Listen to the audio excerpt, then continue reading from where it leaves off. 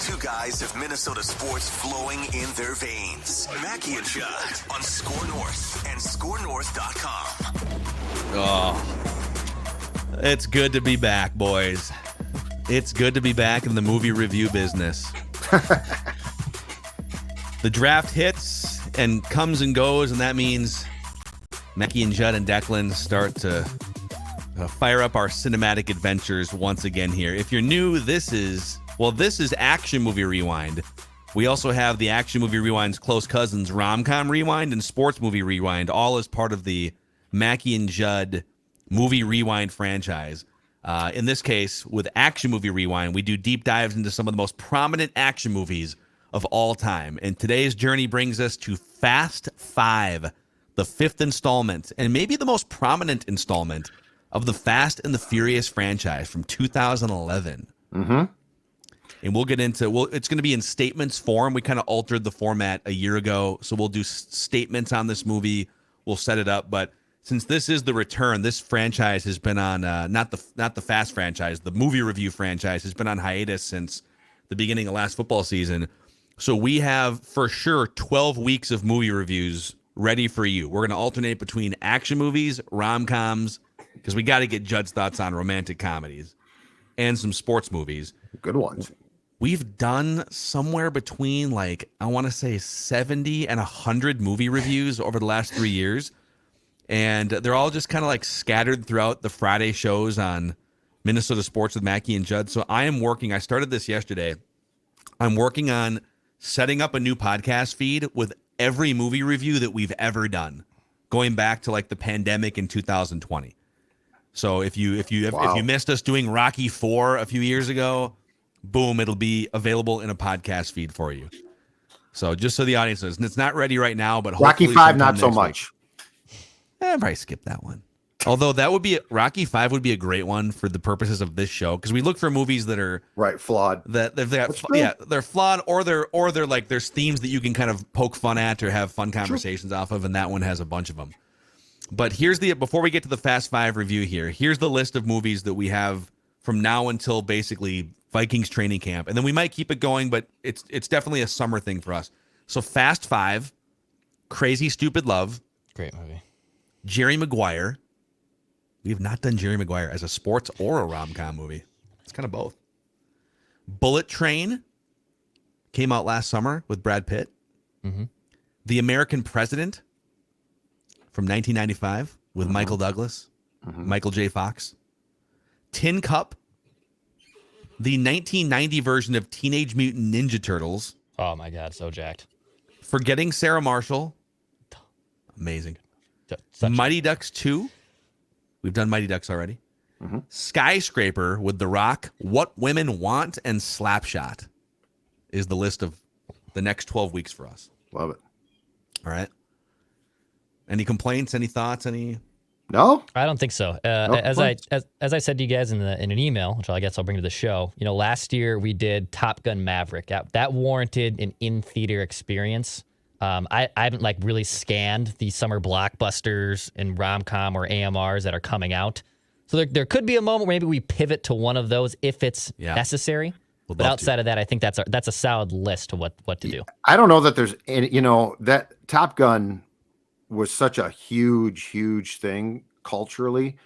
I don't know that we have any summer blockbusters that even approach that genre of oh my God, this is going to be great, because it ties the 80s together with the Fast 10 is coming out next week. We'd have to. Could we just skip ahead to that, or maybe we come back? I did read a story that Fast 10, actually, the only previous film from the Fast series that you have to have seen to enjoy Fast 10 is the film that we're going to talk about today. Oh, okay. Fast 5. It must tie it together, although there are reasons why, and this will come to light, why Fast 6 to me is intriguing now. Okay. Yep. So, and you can keep sending us some suggestions. I know a lot of people started listening to this show in Purple Daily well after we started doing movie reviews in 2020. So some of you who are new, we will get those up so you can binge them on a feed. But let's go through it here. Here's the description of Fast 5. Ever since ex-cop Brian O'Connor and Mia Toretto broke her brother Dom out of custody. They've traveled border to border to evade authorities. In Rio de Janeiro, they must do one final job before they can gain their freedom for good. Assembling their elite team of car racers, Brian and Dom know they must confront the corrupt businessman who wants them dead in Rio de Janeiro before the federal agent, played by The Rock Dwayne Johnson, on their tail finds them. 78% on Rotten Tomatoes. The critics' consensus summary says, sleek, loud, and over-the-top, Fast Five proudly embraces its brainless action thrills and injects new life into the franchise. Mm-hmm. This movie had a $125 million budget, and they blew it away at the box office. $626 million at the box office. Yep. Vin Diesel, Paul Walker, The Rock, Jordana Brewster, Ludacris, Gal Gadot, Tyrese Gibson. Just a loaded cast. Ton of people coming back for this. Mm-hmm. Some production notes before we get to our statements and opinions on this movie and our official villain rankings and etc. So Universal Pictures intended to transform this series from street racing action into a series of heist films with car chases. Yeah. So they were trying to go from like this niche sort of, Fast and the Furious to more of like the Ocean's 11 kind of a thing. Mm-hmm. Or like the Italian Job from 1969, the French Connection from 1971, with Fast Five as the transitional movie into that mainstream world. And so in April 2011, Universal chairman Adam Fogelson said, quote, "The question putting Fast Five and Fast Six together for us was, can we take it out of being a pure car culture movie and into being a true action franchise in the spirit of those great heist films made a couple decades ago?" Fogelson said, "The racing aspect put a ceiling on the number of people willing to see films in the series, and by turning it into a series where car driving ability is just one aspect of the film, he hoped to increase the series audience." And they were right. Yeah. This was the blast off for this franchise. The Hobbs role, played by The Rock Dwayne Johnson, was originally written for, did you guys see this note? Yes, I did. Tommy Lee Jones. Yeah. So what, playing the same guy he played in The Fugitive and like pretty much every other Tommy Jones movie? Tommy Lee Jones. Wow. The on-set tension between Vin Diesel and Dwayne The Rock Johnson has been very well documented. Those guys hate each other. They don't seem to get on all that much and constantly accuse each other of being late to set. But it all started with Fast Five and their contracts, as both alpha males' contracts say that neither of them can lose a fight in a movie. It goes so far as it's reported that there are producers on set counting the punches that they throw. Yep. It's the reason why they were never properly brought together to fight in the movie. They had like a little fight scene, but it wasn't like there wasn't a winner really. It's very quick too, so you can't really tell. Yep. Like they fly through stuff like a glass, right? But yes, it's it's shot to make it very clear that you can't tell what's truly transpiring. I'm picking up on that. We'll go around the room a few times here. Jeb, we'll start with you. What's your first statement about Fast Five?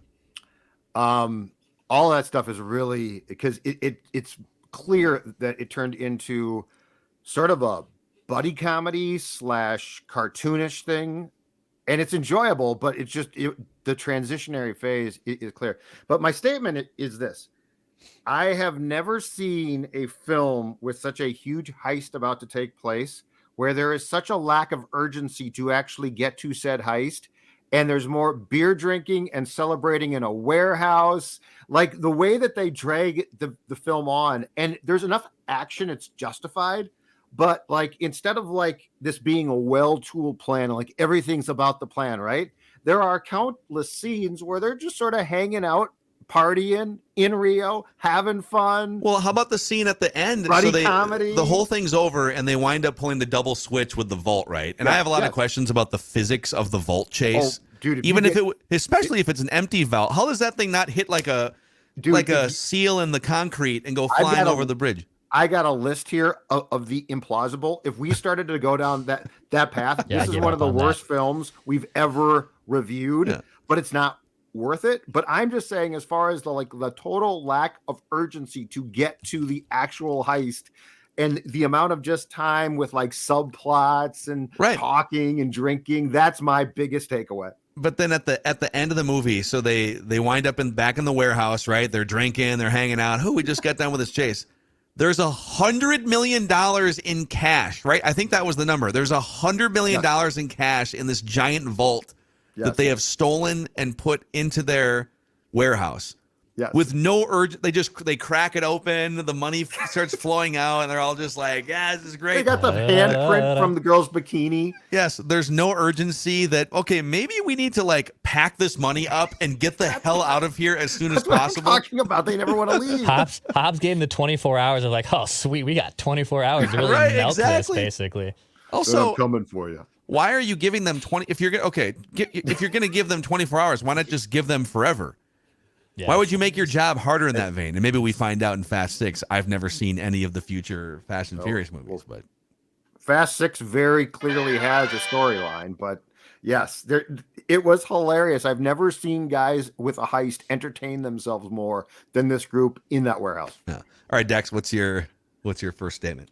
Okay, my first statement is I cannot picture a more unfit group to raise a child.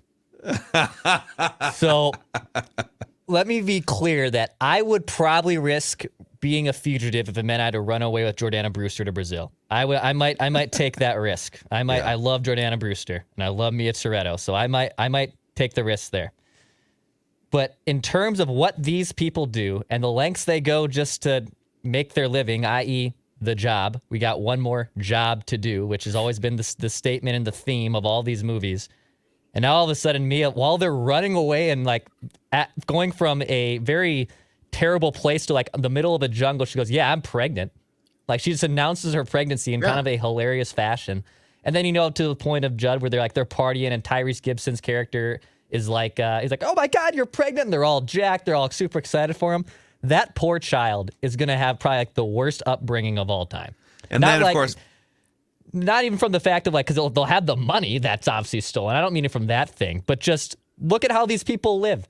These are the worst groups of people to possibly raise a little baby. It's would funny not because work. Paul Walker's reaction was something, classic Paul Walker, like, "Are you serious?" I'm not going anywhere.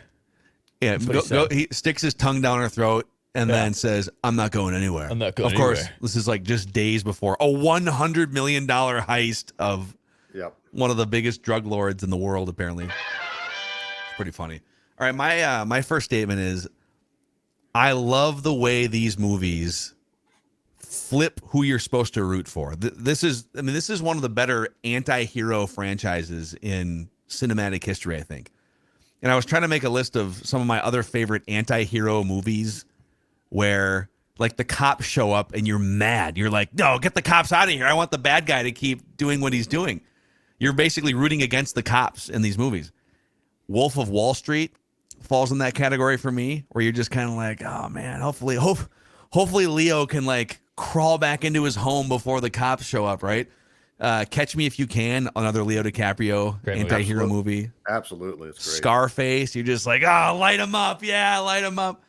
So I think it's such an intriguing concept that you're rooting for the bad guy, these questionable, like Declan said, dark human beings, and you're rooting for them to get one over on the police officers. But then the cops are corrupt too now. And then they just wind up joining the yeah. And then but what's great is like the Rock's character, who is this like, law and order, I gotta take you in.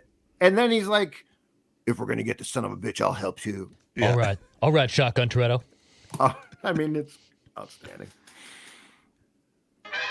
All right. So a lot of this film itself, like, clearly makes zero sense. So I'm not even going to pick on that, because I think when you sit down to watch it, that's like a buy-in, right? But my next statement actually involves one character through the franchise until his real-life tragic death. Paul Walker's character and what he can do makes no sense. He's a tall, lanky guy, right? But like Vin Diesel is he beats His people muscle. up and he's huge, right? Mhm. And like the rest of the cast that they use, like what the one character can open the safe. Tyrese Gibson is strong, but doesn't kick as much ass as Paul Walker. Paul Walker never loses a fight. And like he is as strong seemingly as Vin Diesel's character. And it makes no sense. So like his character throughout this. But he's a trained fighter though, right? He has top. He's a street racer. Right. But I'm just saying he wouldn't win as many, like he wins fights clearly. I just think it's funny that like he and Vin are basically unbeatable. And I got to think that character might lose a fight or two. I did have a note. I was looking at previous notes, I think from the 4th installment of Fast and the Furious. And one of my notes was that Paul Walker has some of the toughest skin of anyone. The way that he gets pummeled in some of these movies or gets in car wrecks or whatever it is, like he's always unscathed, it seems like. Yes. Not a drop of blood coming out of his nostril. And that's actually another thing too, just a side street. There was a couple scenes here I noticed. Is this a rated R movie or is it PG-13? Because there's no blood in this movie. Guys are getting shot up and there's dead bodies laying all over Brazil and you don't see like pools of blood or blood splattering. That's a good question. I think they've done an intentional job of trying to limit the gore in these movies, despite how many people actually die in these movies. It's a good question. That and blowing up, you're right. And Brian O'Connor, to Judd's point, I counted this. He had 3 of them. Loves a Superman punch. Loves the jump punch. I counted 3 of them in that first Foligno? chase scene. Yes, he loves the Superman punch, the Roman Reigns. I'm gonna jump up and punch you type of hit, which I find hilarious. He's part of the tribe. Oh, good call, Phil. PG-13. Is it PG-13? It struck me because it's like there's so much death and there's violence and there should be more gore, but they don't swear a lot and they don't bleed a lot. So smart move. It's another calculated move to get this thing up to $500 million at the box office. Make it available to 13-year-olds. Right. 6 is the same way. PG-13. There Fast you go. and Furious 6. Okay. Back to Declan. All right, my next statement. I love how it took 1 hour and 20 minutes, because I paused it when I noticed this part, for Dom Toretto to not be wearing a black sleeveless shirt or a black V-neck. He loves, like, if we should honestly write that down. Every part of this movie, in all of these movies, Dom Toretto was either wearing a black sleeveless shirt or like a very medium black V-neck. Yeah. Always throughout this entire movie, whether he's racing cars or beating people up, those are his 2 looks, and then also with this chain on, hopefully. The scene where they kind of, which is actually genius of them, they're like, this is Brazil, where they lead the cops, obviously, to Brazil, and they put the guns on them. Ludacris's character puts the tracker on the cop car. He's now wearing a white wife beater. It took 1 hour and 20 minutes for Dom Toretto to actually change up his classic wardrobe into the next option for Dom, which is a classic white beater. Which you know I what though? found You know why hilarious. he does that? He's the Steve Jobs of car thieves and of street racing. He wants to wake up in the morning. Steve Jobs wants to wake up in the morning, and my only mental bandwidth I want to devote to building technology. I don't want to think about what I'm going to wear. I don't want to put any extra mental energy into. I'm going to wear black turtlenecks and T-shirts. If I'm Dom Toretto, I just want to think about heists and winning money in car races. Just give me a tight black T-shirt, maybe a white one once in a while. I don't want to think about it in the morning. He's an innovator. That's how I look at it. So I like it. Okay, my next statement is, I'm pretty sure this is the movie where non-wrestling fans were introduced to The Rock. He's been he was in The Mummy Returns. His first ever movie was The Mummy Returns, like 10 years earlier, and that was a big box office movie too. But it was he was like a barbarian type character. He didn't have like a personality or anything. And then he was in like 15 other movies, The Game Plan or whatever, and The Tooth Fairy, and a bunch of other random stuff. Walk Tall, Walking Tall. There was a couple of those. I don't think movies. The Rock was great in this one in particular. You shut your mouth when you're talking to us. I don't think he was great. What's the one that we did where he San Andreas? San Andreas. I think he's really good in that one. And that wasn't San Andreas was like a few years later. Well, compared to this, I just felt like there was something about this one, and it makes sense if he and Vin. I blame the writers. I blame the writers. I blame the director. Yeah, it feels like his role wasn't what it should have been. Maybe he should know his role and shut his mouth. Is what Judd's saying. I'm just saying that it felt like his role was very complimentary, and he's The Rock, and I would have liked more. But that's the thing. That's kind of my point, which is if you were a wrestling fan in the 90s like myself or Declan came along in the early 2000s, I started becoming a fan of The Rock in 1997 as a wrestling fan. And then he became, so at this point I had known The Rock and his personality and his physique and everything for like a decade and a half. But if you didn't watch Attitude Era wrestling movies and you didn't watch The Tooth Fairy, this was probably your first introduction. And he was headlining smaller movies. He was not headlining $500 million at the box office movies at this point. This movie, in fact, if you look at this little 3-year run for The Rock, so he does Fast Five, then he launches his own production company, $7 Production, which eventually became like now his production company pretty much produces all the movies he makes. And then he headlined WrestleMania in Miami in front of like 80,000 people, including Ol Macadac, all in like a 3-year stretch. And then Fast 6 came along. Yeah. So this is where he burst on the scene as a mainstream superstar, I think, if my recollection is correct. This seems like where he kind of blasted off, if you will, right? Like he had shed some of the WWE narrative, but people mostly just knew him still for wrestling. I think this is the first one where he literally was like, oh no, this is a legit Hollywood actor guy who loves, is his acting questionable degree? Fine. Like he's not Leo. Perfect. But I think he finally shed some of the narrative of those wrestlers that are trying to make it in Hollywood. And I thought this isn't Hulk Hogan in No Holds Barred, which by the way, I thought about putting that in here. We should do it. It's not Thunder Lips. Controversial take. Dwayne Johnson would be a better Dom Toretto than Vin Diesel. Wow. If you had cast him in that role originally, he would be a better Dom. Interesting. So, I don't know. I disagree. I think with him as Luke Hobbs and the way he barks at his henchmen, Phil, it like literally reminded me of him cutting a promo. Like, you're going to do this and blah, blah, blah, blah. Like the way his cadence and the way he talks, it literally reminds me of him cutting a promo in wrestling. So Fast Five, the one thing that among the things that Phil read that is not brought up that we saw is it became much more of a buddy comedy though. So like you got a lot more like fun. Again, PG-13, right? Mm-hmm. Dwayne Johnson is better at that, in my opinion, than Vin. The buddy comedy. Dwayne is definitely a more natural entertainer than Vin. And by the way, I think Vin, there's a whole street here to go down. Uh-huh. But that's what we do here. Part of the angst between Vin and The Rock is that Vin, by this point, was a household name megastar. And The Rock has kind of come in since and eclipsed him times 10 in terms of like world popularity and net worth and everything.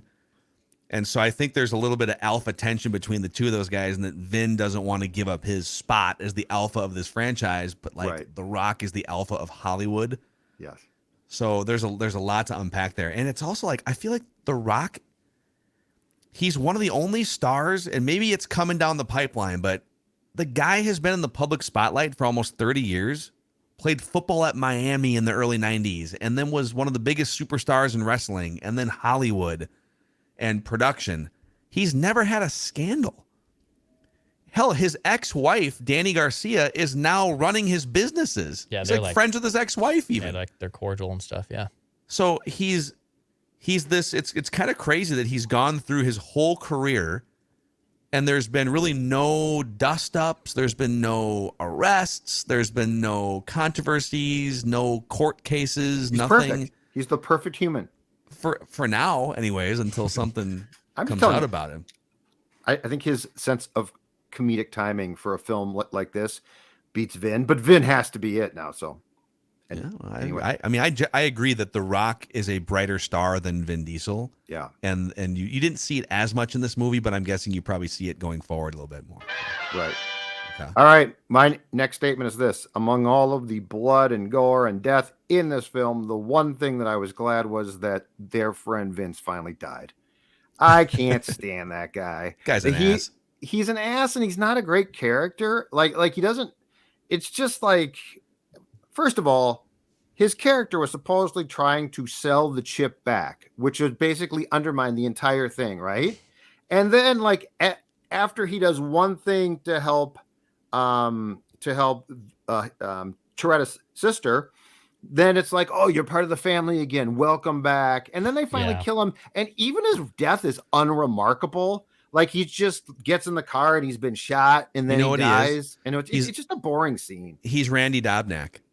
You know, you if you're going to go from one place to another and get to the next level as a franchise, you can't have Randy Dobnak starting Game 3 at Yankee Stadium anymore.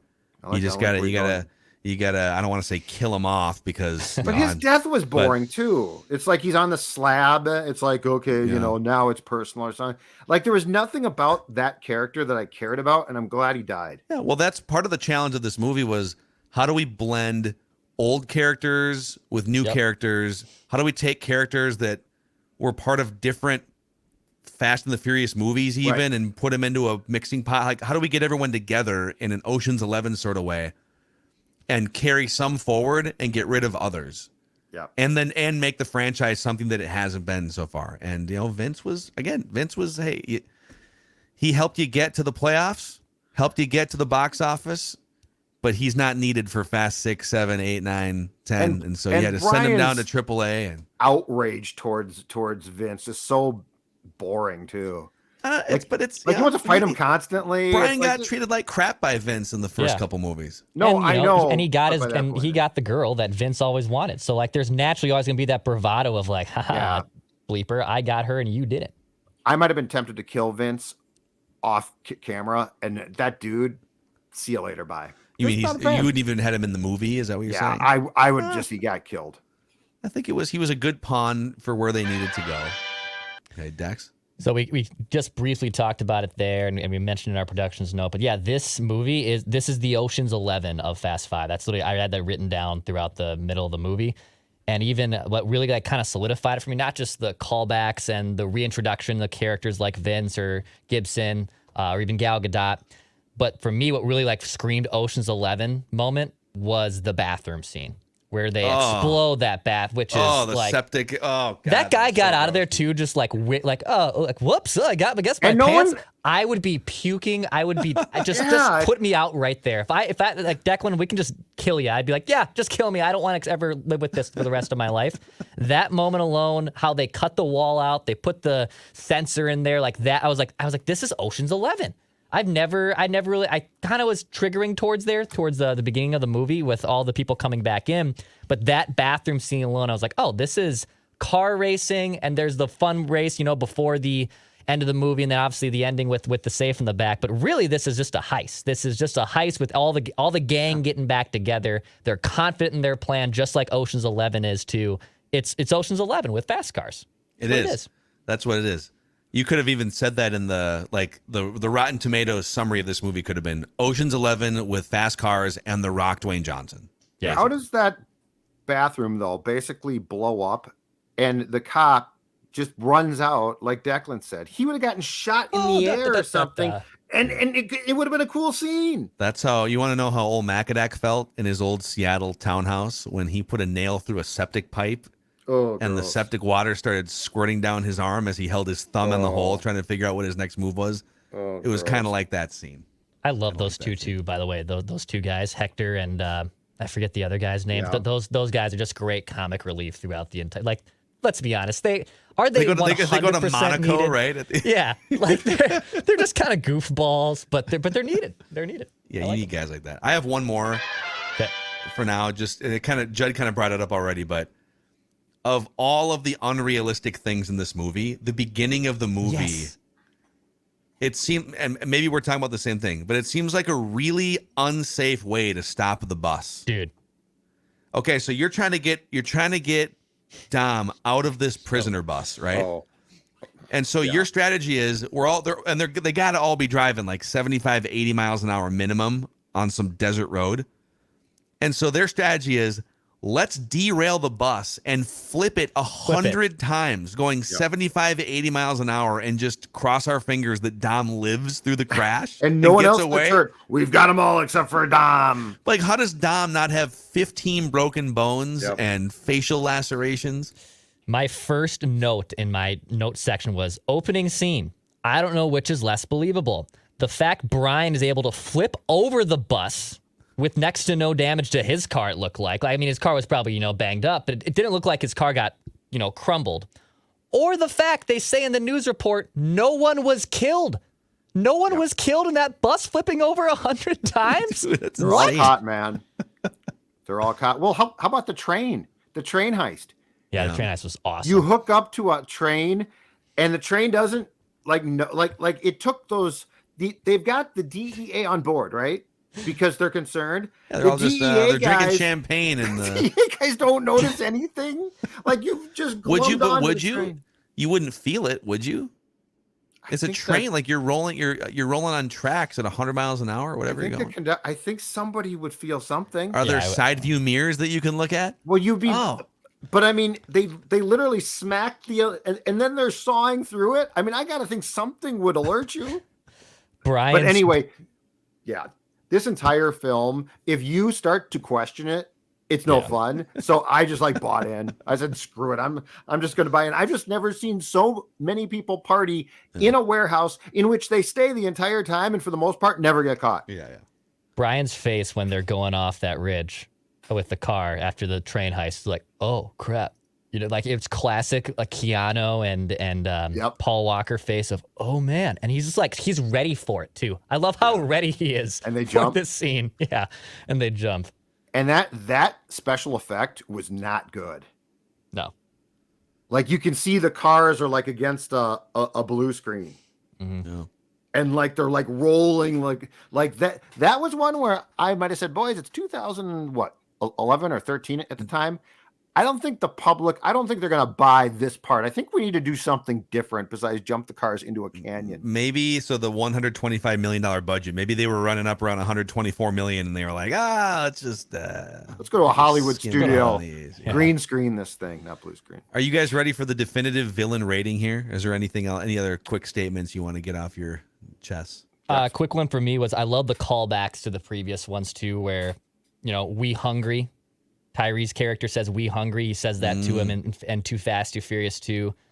You're still saying grace, still a buster. There's a bunch of little subtle quotes in this movie that I remember they triggered my brain of, that's had to make the a first call. One, second one, the fourth one. There's a bunch of those little connectors. They might subtly miss, but I love that. I thought that was really cool.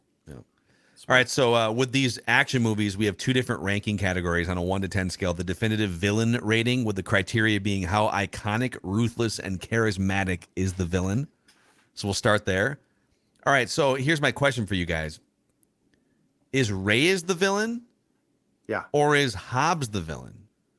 It's Reyes. probably Reyes, right? It's Hobbs Reyes, is one of the anti-heroes. And he helps out at the end. Yeah, it's Reyes for sure.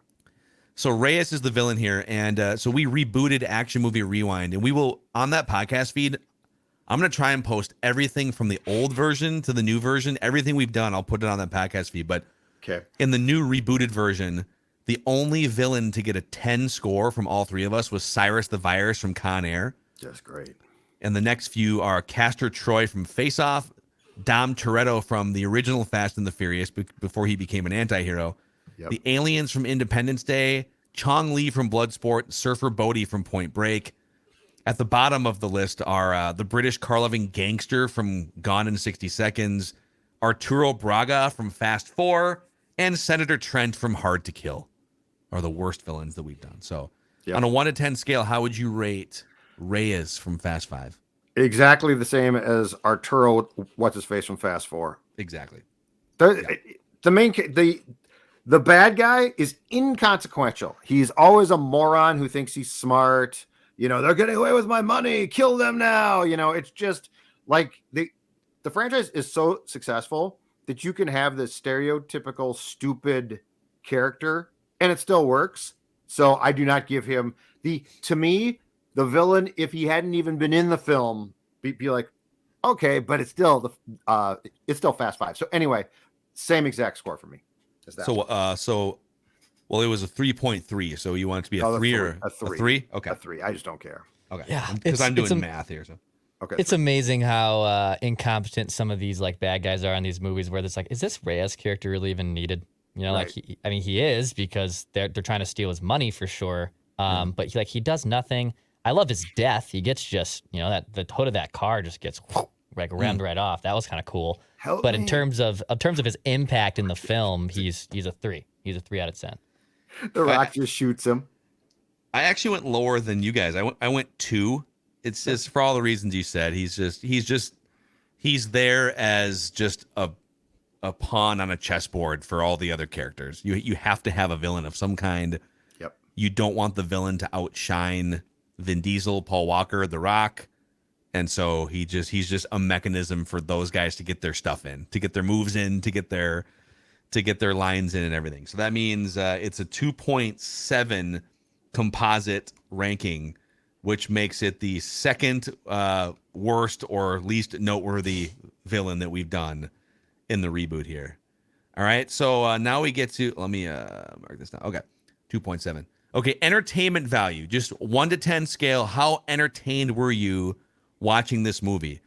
The top 5 action movies we've reviewed on this scale are Con Air, a 9.7, Top Gun Maverick, Independence Day, Fast and the Furious, and Top Gun the original, followed by Air Force One and Face Off. Those all were an 8 or better. The worst movies we've done in the reboot are Days of Thunder, Gone in 60 Seconds, Fast and Furious 4, and Hard to Kill. Judd? This was a little bit long, but it was fun. I'm going to give it a 7.5. Okay. It was fine. I really enjoyed this film. I had never seen it either. I love the callbacks. I love the kind of new twist on the franchise from it just going to a bunch of random street races to actually more of a heist and the Ocean's 11 vibe. I'm going to give this a 9. Wow. This is a 9 out of 10 for me. I thoroughly enjoyed myself throughout this entire film. And when I saw the runtime, classic, I think my Zolgadian sports dad's rubbing out. I was like, 210. This is going to be a lengthy, thing. Even when I saw, because I originally pulled up TBS to watch this, but then there's baked in ads. So then I was like, all right, let me use my other methods and figure out how I can watch this with ad free. And and I loved it. I thought it was a 9 out of 10 for me. I enjoyed it. I hate to be Buzz Killington here, boys, but it's a 6 for me. I was 6 for all the buildup. It's been 10 years of buildup for me listening to people rave about this movie. This is the best of the franchise. It's like The Rock is one of my favorite entertainment characters, and I actually like the original car racing premise of this franchise better than this. There are better heist movies out there. There are better heist franchises. Huh. In terms of like action franchises, give me Rocky, give me Indiana Jones, give me not for me. Dude, and even Rocky, like yes. modern Indiana Jones, no. Give me Bourne, give me Bond, give me Mission Impossible. It's fine. It's entertaining. I thought after a 10-year buildup, I was a little underwhelmed by Fast 5. It's been 10 years. I have never seen a Bourne film. Oh my gosh. Really? Never. I almost don't know if they'd be good for Action Movie Rewind. Yeah, they're too very good. I've never they're seen just a Bourne like film. really good and tactical. They're not like funny. There's no themes, but I think you would really enjoy at least the Matt first Damon. couple. Big Damon fan. I said I'm a big Damon fan. just A says little Matt Matt Damon. Matt Damon. Little Matt Damon. Matt Damon. Matt Damon's good. Nas Reed. So that gives it a 7.5. Fast 5 is a 7.5. It sits right between Point Break and Twister in our rankings. It's smack dab in the You middle. brought it down a little bit. I did. I apologize. People can hammer me in the comment section if they want to. It kicks Twister's ass. I will say that. I don't know about that. Twister's a great one. Twister's hilariously funny, but again, that was special effects, very 1996. So the next action movie we're going to do is Bullet Train in a few weeks from now, but next week's movie rewind is Crazy Stupid Love. Rom-com rewind. Crazy Stupid Love. Seen it twice. Great film. I've seen it about 100 times. I don't know. I've seen it twice, and I think within the last probably like year and a half, I've even watched it twice. But it is an all-time great one. It's going to score very well. I can tell you that right now. Should be plenty of fodder here. So, all right, there it is. The Mackie and Judd movie review franchise is back for the summer here. So, yeah, let us know what you think in the YouTube comment section, and we will give you a heads up when we launch that podcast feed so you can go and binge any of these that you haven't been able to consume in the past 3 or 4 years. So thank you for hanging out with us. That's Action Movie Rewind.